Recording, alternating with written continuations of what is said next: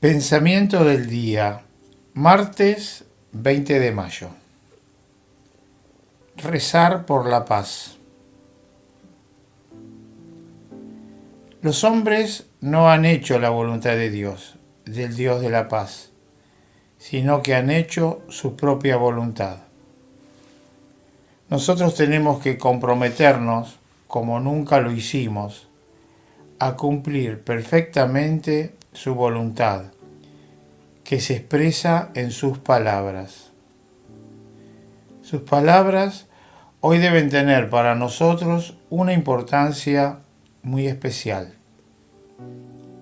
Si hemos elegido a Dios como ideal y esta es nuestra identidad, si lo hemos puesto en el primer lugar, esto requiere en práctica que pongamos en el primer lugar de nuestro corazón su palabra, su voluntad.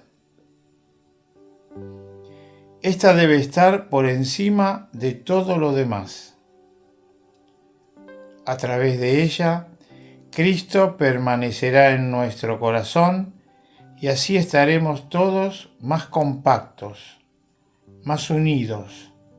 Seremos más uno, compartiéndolo todo, rezando con eficacia los unos por los otros y para que vuelva la paz. Por esto, y antes que nada, para que vuelva la paz, no dejaremos de rezar. Chiara Lubich, de la conexión del 24 de enero de 1991.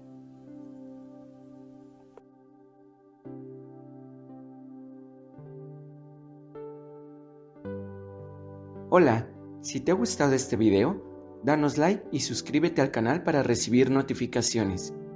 Recuerda que es libre y gratuito sin ningún compromiso. Palabra de vida, mayo de 2025. Señor, tú lo sabes todo. Tú sabes que te quiero.